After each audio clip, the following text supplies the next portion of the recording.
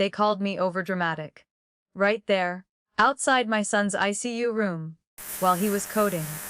I still remember the way the coffee smelled. Burnt. Bitter. A nurse's cup left forgotten on the counter next to the crash cart. Brad's voice came through the glass. Calm. Detached. She's just spiraling again. Don't let her take control. And then, his mother, Margaret, added, if she makes a scene, we can use that. They weren't whispering. They didn't care that I could hear. I had just come out of the restroom. My hands were still damp, and in that moment, I wasn't a mother whose child had just flatlined. I was a liability. A pawn in their power game. Ethan was 10. He liked grilled cheese and Star Wars and still called me Mommy when he was scared. But to them, he was a medical bill, and I was the woman in the way. I didn't speak. Didn't scream. I just turned back toward the hallway, past the vending machines that always jammed, past the pale green walls that hadn't changed since I interned here 15 years ago. I walked back into Ethan's room and sat beside his bed.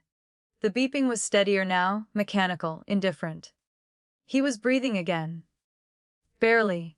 I brushed the hair off his forehead. You don't have to hear what they said, baby, I whispered. But I did. From my bag, I pulled out a folded navy folder. I'd been carrying it for months, just in case. Inside, power of attorney paperwork, medical proxy transfer forms, a notarized affidavit, and a flash drive with voice recordings. Margaret's voice from a month ago. She's emotional. That's all she ever is. Chelsea, Brad's sister. She's exhausting. Let Brad take over before she loses it. I had filed everything. Documented every dismissal, every undermining move. I thought I was crazy for preparing all this. But now, I felt nothing but calm. They tried to erase me. But I knew where the ink bled, and I was done pretending this was still a family. So I zipped the folder shut, leaned back, and watched my son breathe. They thought I was weak because I cried. Because I begged once. Because I stayed silent. But they forgot what silence can carry. Would you fight back, or walk away quietly? And if it were your child, would silence still be strength? Where are you listening from? Has anyone ever tried to write you out of your own story? The room hadn't changed in hours. Still cold. Still humming. Still filled with that sterile silence hospitals never apologize for. Ethan's fingers were curled around the edge of his blanket. The same one I'd packed the night before. The soft blue one with stitched rockets he used since preschool. I hadn't left his side. Not once. My back ached. Not from the hospital cot, but from years of carrying the weight of parenting alone. I looked around the ICU room. The whiteboard still said, Jessica, Mom RN, okayed. That was my handwriting. I'd written it myself when the night nurse forgot. The monitors blinked softly. O2 sat at 89. Not great, but he was here. Brad hadn't called, not once. The last time I saw him, 3 months ago, was at his girlfriend's baby shower. He told Ethan he'd drop by next week. He never did. We shared custody on paper, but not in life. He liked the title, Dad, more than the job. His mother, Margaret, texted Ethan on birthdays. Generic emojis. Sometimes a gift card to a place he didn't like. She'd unfollowed me a year after the divorce. I didn't care. Until last month, when Ethan collapsed at school and they started showing up again. Unannounced. Uninvited. Suddenly interested. Suddenly involved. Not with help, but with opinions. Maybe you're overreacting, Margaret said when I mentioned the cardiology consult. Kids fake symptoms sometimes for attention. Chelsea added, without looking up from her phone. They didn't ask what tetralogy of Fallot meant. Didn't read the handouts I left on the kitchen counter. They just rolled their eyes. I stopped explaining. The first time Ethan had surgery, age 4, I slept on the floor beside his crib. Brad had been in Vegas. Business trip, he said. He brought back a keychain. I kept that keychain in my drawer for years. Not because I missed him, but because it reminded me not to forget. I poured another cup of coffee from the family lounge. Lukewarm. Tasted like cardboard. I didn't flinch. Back in Ethan's room, a new nurse checked the IV line. "You've been here all night?" she asked, surprised. "3 nights," I replied. She blinked. "That explains the chart." I nodded. Didn't elaborate. I didn't need to. My name was on every line of the care notes. Initials in blue ink. Double underlines next to med changes. I wasn't just Ethan's mom. I was the one who knew how his heart skipped on caffeine. The one who noticed when his fingertips turned dusky before the pulse ox caught it. But in the eyes of that family, I was still the girl Brad married on impulse, still the nurse, not a doctor, still too soft. Too much. I looked at my phone. Group chat, the Morgans, still active. I scrolled. Chelsea. Is she doing that thing again? Margaret. Hysterical. Hospital always makes her act out. Brad. We'll stop by when things settle. No need to indulge the drama. I stared at the screen. I could hear my own heartbeat louder than Ethan's monitor. Not because I was surprised, but because I had read it before. They had always seen me this way. Even when I saved their son. Even when I gave up night shifts to take Ethan to speech therapy. Even when I stayed in a job that barely covered his insurance because it let me keep flexible hours. To them, I was just emotional. Too attached, Brad once said during mediation. Obsessive. Margaret called me that too. I was never enough. Until now, when control became currency. I closed the phone and picked up Ethan's favorite toy. A plastic spaceship we'd bought at the museum last summer. He loved the gift shop more than the exhibit. I wiped a smudge off its wing. Held it in my palm like a secret. There were no photos of his father in this room. No cards from Margaret. Only the crayon drawing Ethan had taped to the cabinet 2 days ago, a heart with a lightning bolt through it. His name under mine. Just the two of us. The doctor returned at noon. He was young. Nervous. Spoke in clipped phrases. Stable. But critical. Next 24 hours matter. I asked questions. Wrote notes. Reviewed the chart. Signed. Stayed. And when he left, I whispered to Ethan. "You're not alone, baby. No matter what they say." He stirred. Lashes fluttering. Just enough for me to believe he heard. The hallway filled again with voices. Brad's this time. Louder. He was here. But not for Ethan. Not really. I knew that walk. I knew that tone. And in my chest, beneath the ache and the fear and the burn of betrayal, something steadier took root. Resolve. I didn't speak when Brad walked in. Didn't stand. Didn't look up from Ethan's chart. But I heard everything. The shoes. The fake sigh. The pause at the door before he said, "Hey." Like we were old coworkers running into each other by accident. I looked at the IV pump instead. The rate was low. We were conserving fluids. Ethan's breathing had steadied, but his color still worried me. I scribbled a note. Adjusted the blanket. Brad cleared his throat. "How's he doing?" I didn't answer. Not because I didn't know, but because I didn't trust my voice not to break. Then I heard it. Behind him. Margaret's voice. "Oh good, she's here. Let's make this quick." She swept into the room like she owned the floor. Chelsea trailed after, holding a designer purse too large for a hospital visit. I stood. Not in welcome. Just to put myself between them and the bed. "Ethan's stable," I said flatly. "The team's working on managing his oxygen levels." Margaret clucked. "Well, thank God someone's doing something." Chelsea smirked. "We were worried you'd be too caught up again."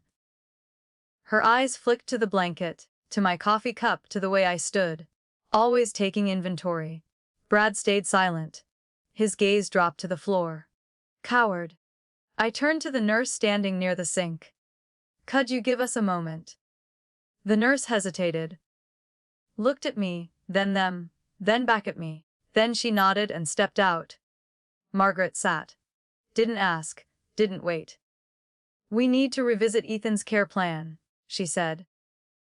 I've spoken with Brad. Given the emotional strain you're clearly under. She glanced pointedly at the chair I'd been living in. We think it's best to transfer decision-making to someone more neutral. Neutral. She meant Brad. She meant herself. I laughed once. Quiet. No one joined me. I reached into my bag. Pulled out a worn envelope. Laid out the paperwork this morning, I said. Already filed with the hospital. Chelsea leaned forward. What paperwork? Updated medical proxy. Emergency guardianship. Affidavit of continuous care. I met Brad's eyes. You never rescinded yours, remember? Since the divorce. It was still on file. He blinked, like I'd just spoken a different language. Which means, I continued. You were still legally listed as primary. Even though I've been the only one attending appointments, managing meds, making every decision for the last 7 years. Brad opened his mouth. Margaret cut him off. We're just concerned about Ethan's well-being. You've been volatile. They always used that word when a woman didn't fold. I stepped closer to the bed. Ethan stirred slightly, one hand twitching under the blanket. I'm his mother, I said. The one who has slept on floors and missed shifts and fought insurance battles. The one who notices when his lips go gray before the pulse ox screams. Chelsea rolled her eyes. Margaret stood. You're tired, Jessica. That's all. We're stepping in because we care. I didn't argue. Didn't shout. Just pulled the second document from the envelope, the one with timestamps. The one signed by Dr. Lena Cho and nurse manager Andrews. Documenting every night I was present. Every shift Brad skipped. Every note Margaret never signed. I'm filing for full medical guardianship, I said calmly. It'll take 48 hours, but until then, this holds. Margaret's mouth twisted. You can't just. I can, I said. And I did. Brad finally spoke. You're being unreasonable. I looked at him then. Really looked. The lines near his eyes had deepened. But not from grief. From distance. He hadn't asked what Ethan's latest test results showed. He hadn't touched his son's hand. He hadn't even looked at him. He wasn't here for Ethan. He was here for control. They all were. Margaret stepped closer. You're not the only one who loves him. But I'm the only one who stayed. The room went still. No one breathed. Then Ethan whimpered in his sleep. I turned back to him. They left without another word. I stood for a long time after the door clicked shut, fingers trembling, not from fear, but from the adrenaline of having finally said the truth out loud. Outside, the hallway smelled of lemon polish and reheated soup. I walked to the vending machine. Got nothing. Typical. Back in the room, the folded spaceship drawing caught my eye again. Ethan and me, holding hands, drawn in thick blue crayon. 2 stick figures. No third. I sat down beside his bed. Ran my fingers along the seams of the blanket. The same one he cried into during his first IV. The same one Margaret once called too childish. A nurse entered quietly. Vitals holding steady. She whispered. She paused, then added, I heard what happened. Just so you know, we see you. I nodded once. Couldn't speak. But in that moment something steadier returned. Not strength, not yet, but proof. That I wasn't invisible. Not here, not anymore. The next morning started like all the others. Fluorescent lights, cold coffee, and the sound of machines trying to mimic life. But something had shifted. The air in the ICU felt thinner, like it had been cleared of whatever storm they tried to drag in with them.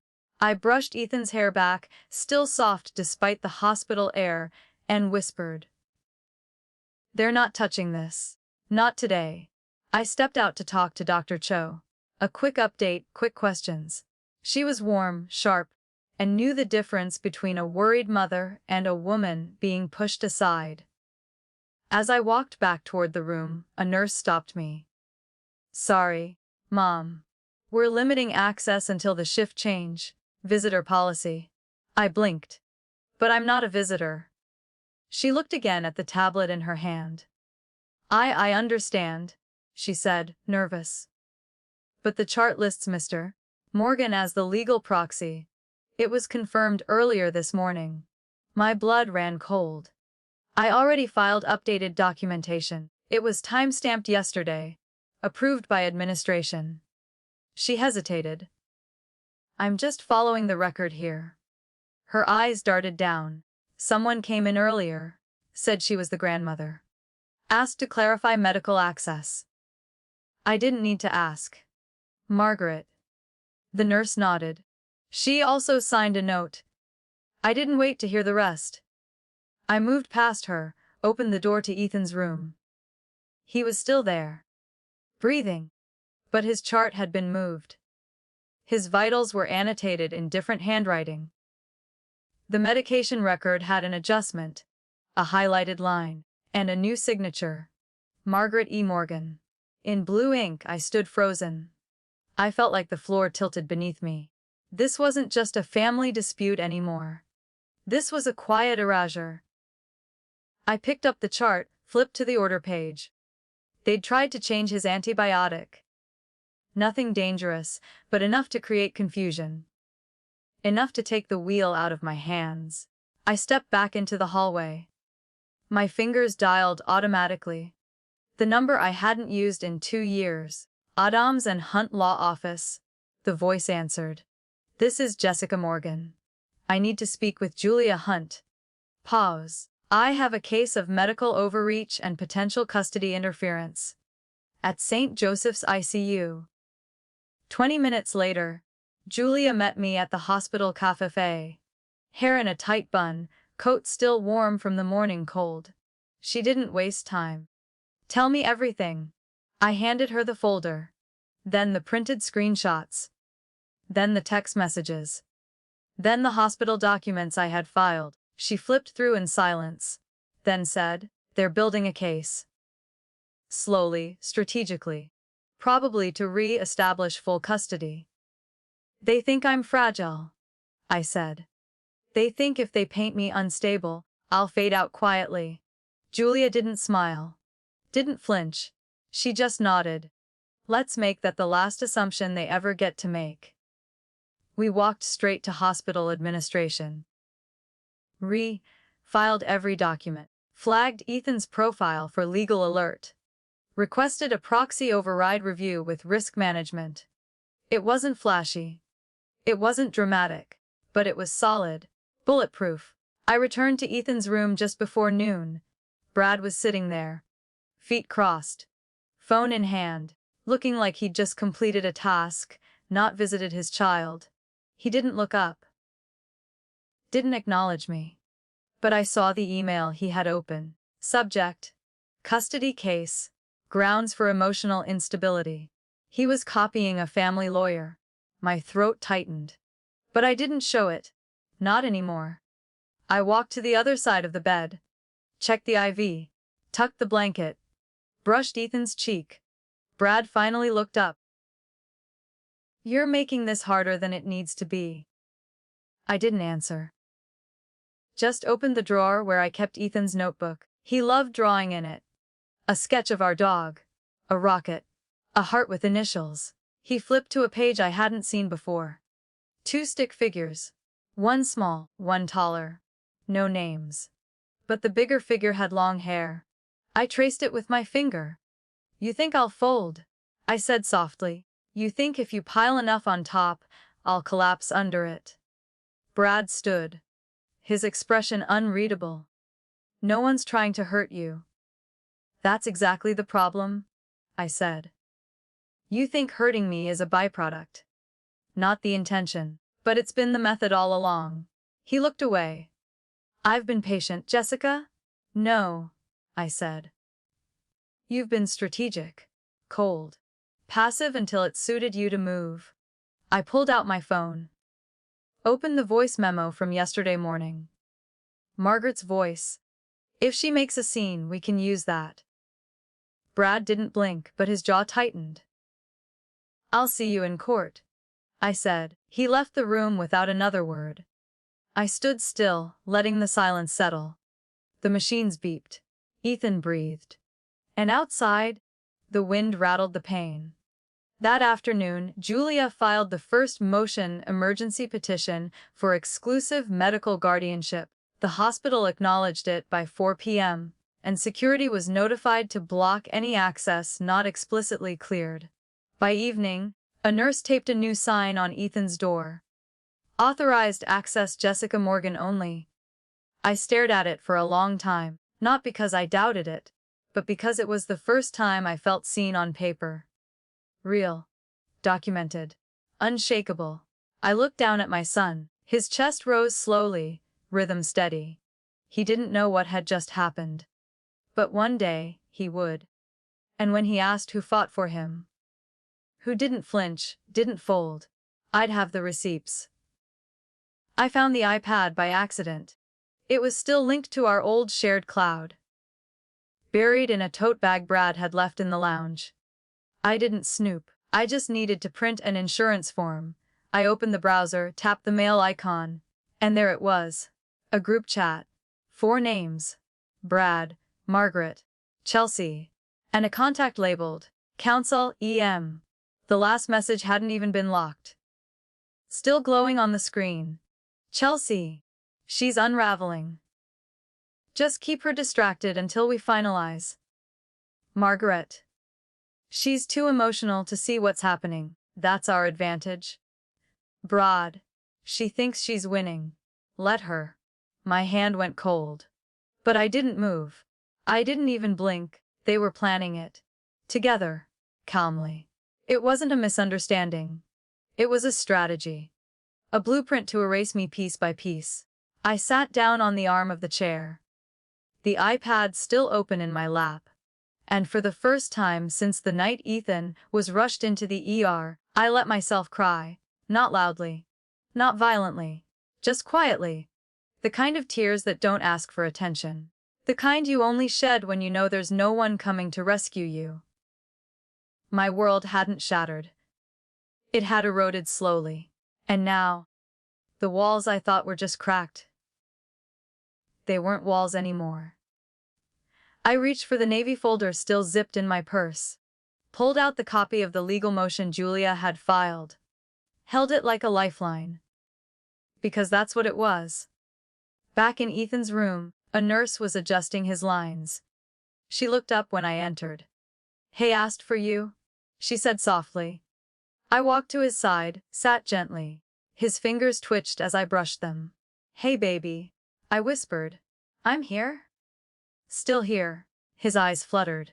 Didn't open fully, but I saw the recognition. He squeezed my hand, and that was enough. Enough to keep breathing. Enough to keep filing. Enough to keep fighting. Later that night, while Ethan slept, I took the iPad back to my temporary apartment. The space was small, just a short-term rental 5 blocks from the hospital. 1 bed. A table with 2 chairs. A window that overlooked nothing. I plugged in the iPad and downloaded everything. Screenshots. Audio notes. Every receipt of their betrayal. I printed them in batches. Stacked them in order. Dated. Labeled.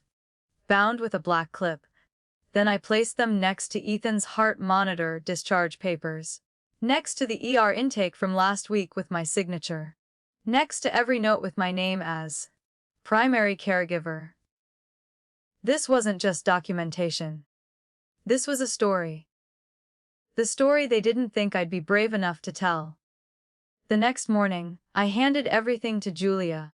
She didn't ask why I printed so much. She didn't tell me to calm down. She just looked me in the eye and said, "They underestimated you." That was their first mistake. Back at the hospital, no one looked me in the eye. Not the staff who'd listened to Margaret, not the administrator who'd signed off on the old proxy. Only one nurse did. Older, gray around the temples. Kind eyes, she said. "I remember your first night here. You didn't even sit. You just stood by his bed the whole time." I nodded. Didn't cry this time. Because her words, they were proof. Memory as testimony. That night, after another round of labs and another delayed echo, I took Ethan's hand again. His eyes opened fully for the first time in days. "Mum," he croaked. Just one word. But it shattered something in me. I leaned close. "I'm here. You're okay." He closed his eyes again. But the tension in his face eased. Like he knew, finally, that I hadn't left. The room dimmed for the night. Curtains drawn. Machines humming. I lay back in the reclining chair, folded the blanket I kept just for him, and stared at the ceiling. Everything hurt. Not physically, but in that deep place where disappointment meets exhaustion. I thought of all the dinners I'd eaten standing up. All the forms I'd signed alone, all the times I'd walked out of a clinic with a diagnosis in one hand and no one to hold the other. Brad was never there. Margaret never called. Chelsea only posted Instagram photos of her dog, and yet now they wanted Ethan's story to belong to them. To write me out. But I had the ink, I had the paper, I had the time. And now, I had the rage, quiet, precise, legal. The kind of rage they never see coming, because it doesn't raise its voice. It just waits. Then speaks in documents and courtrooms and security clearances. And justice. Without apology, the courthouse smelled like dust and lemon floor polish. Not a poetic metaphor. Just truth. Old air, tired sunlight, and quiet determination. I hadn't been here in years. Not since the divorce hearing. Not since I sat on a bench outside courtroom 3A and promised myself I'd never end up in this position again. Pleading for something already mine, but here I was. Not pleading, not begging, filing. Julia walked beside me, heels tapping a steady rhythm. In her arms, a thick binder marked, "Morgan Emergency Petition." In mine, Ethan's drawing. The blue crayon sketch of two stick figures. That morning, before I left the apartment, I'd folded it carefully. Not for evidence, but for grounding. We filed the petition by 10:03 a.m. Stamped. Log. Confirmed. Julia spoke to the clerk like they were old friends. Which, it turned out, they were. The court date was expedited. Not weeks. Days. This Sunday. That gave us 4 days. 4 days to prepare a case I'd been silently building for almost a year. Back in the hospital, I didn't speak much. Didn't tell Brad. Didn't tell the nurses. I just stayed close. Watched vitals. Documented everything. Every shift change, every visitor, every moment Margaret tried to clarify her access. I collected it all. The folder in my bag grew heavier. Not with paper. With proof. I updated a spreadsheet I'd started 7 months ago. After Ethan's first major cardiology flare. I logged dosage times, missed visits, text delays. I listed every message that started with, "Sorry, I forgot," and ended with, "Next time, I promise." I had timelines, screenshots, medical bills, statements, nurse notations, and every moment someone called me. Emotional. Margaret came in the next evening. Unannounced. Brad trailing behind her. She didn't even say hello. She stood by Ethan's bed like it belonged to her. Touched the blanket like it was a prop. "You know, you don't have to do this alone," she said. Her voice was syrupy. I looked up. "I'm not alone." Brad stayed near the door. Hands in pockets. Avoiding eye contact. She stepped closer. "You've always been intense, Jessica. It's one of the reasons things didn't work out. But I know you love him. I said nothing. She smiled. Which is why you'll understand that if this gets worse, we might need to make hard decisions. Financially, medically. Brad finally spoke. We're just saying. Maybe guardianship shouldn't be a battlefield. I stared at him. At what point did you become interested in guardianship? He blinked. Didn't answer. Because if you cared when it mattered, none of this would be happening. They left without arguing. Which was worse. Because silence from them meant planning. Not peace. That night, I got a text from an unknown number. You can still walk away from this without it getting ugly? No name. But I didn't need one. The sentence reeked of Margaret. I saved the number. Then forwarded the message to Julia. No reply from her. Just a check mark. She was already documenting it.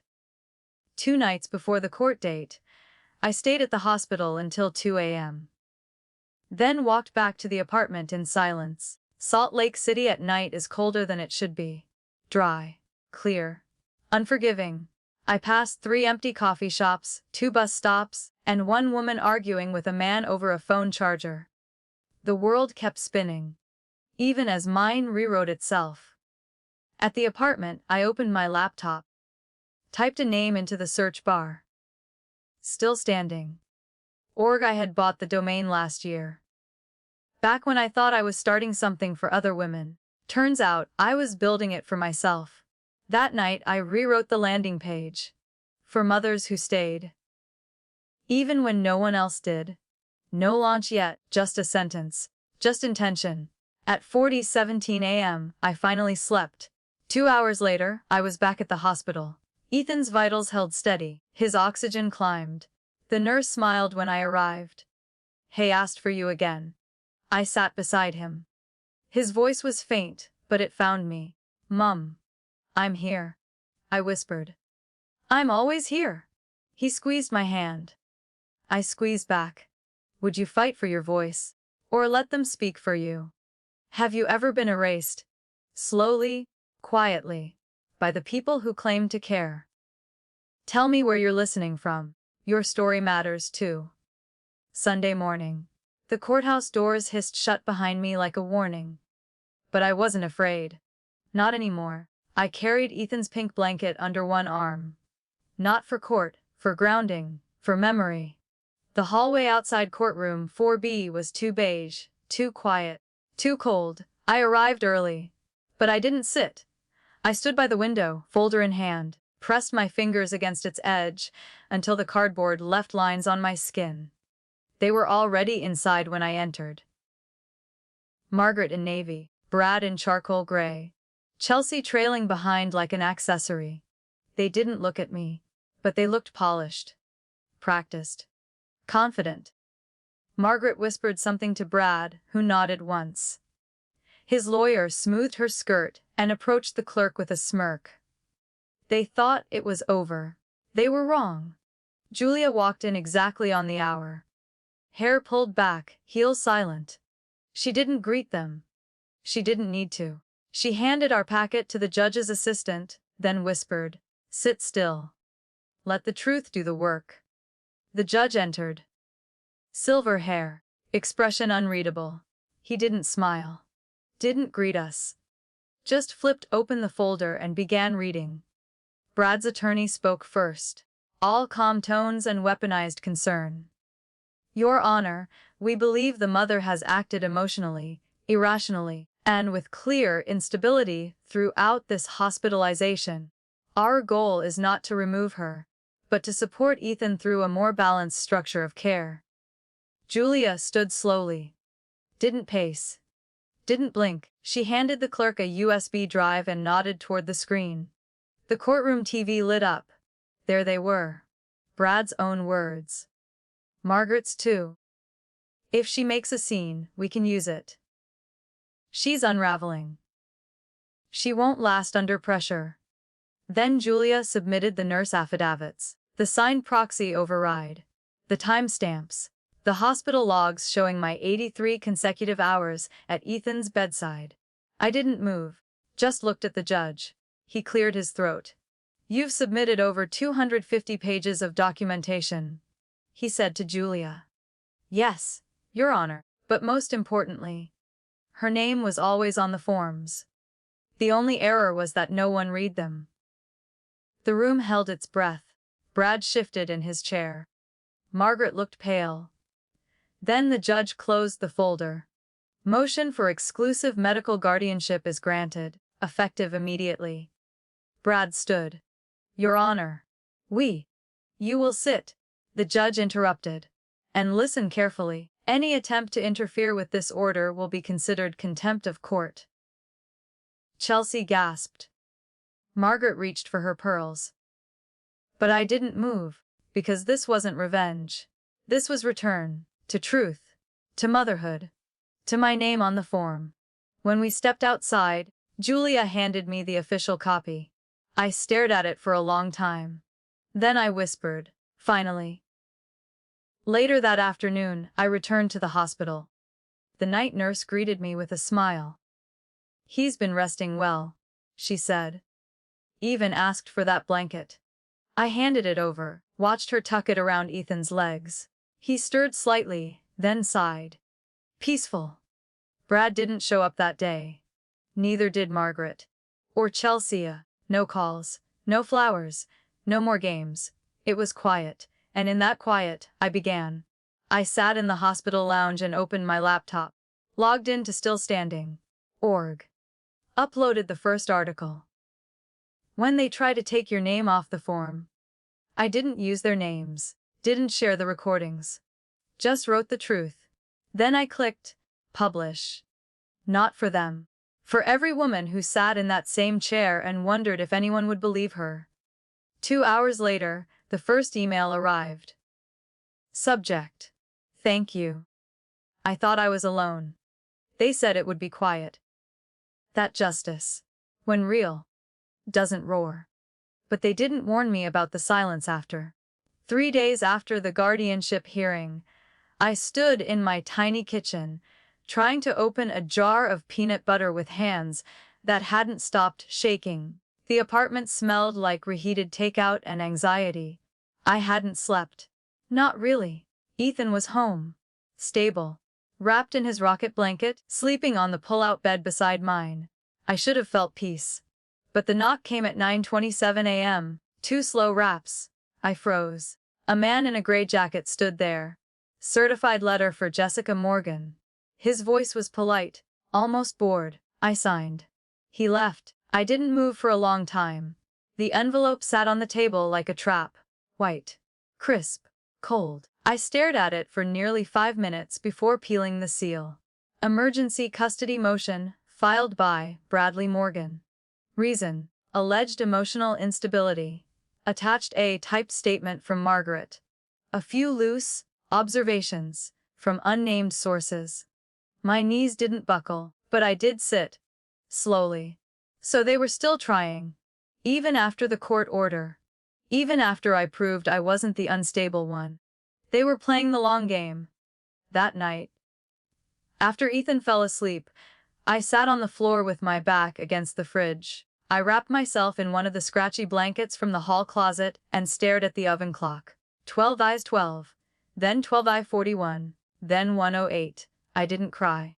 But I thought about it. I thought about the way Margaret used to say, "She's a little dramatic, but she means well." Like that was a compliment. I thought about how Brad always called me sensitive. In front of other people, but never in a way that sounded like care. More like a diagnosis. And I thought about every moment I had let them talk over me, edit me, outvote me. I had been quiet for so long, I'd almost forgotten the sound of my own certainty. But now I had documents, and names, and witness statements, and truth. Julia met me at the office the next morning. Still in scrubs. I hadn't even had time to change. She took one look at the letter and said, "Well, they're sloppy. We filed the response in less than 36 hours. Motion to dismiss. Motion to investigate. Attached audio recordings. Staff testimony. Timeline charts." We walked into the courthouse like we had done it before, because we had. But this time I wore flats. No makeup, my hair in a simple bun. Not for them, for me. Because I didn't need to perform composure anymore. I owned it. The courtroom was colder than I remembered. Brad sat 2 rows up, beside Margaret. Chelsea sat alone, legs crossed, arms folded. Their lawyer began, "Your Honor, we present a case based on concern, not conflict." Julia didn't flinch. Didn't argue. She waited. Then she stood.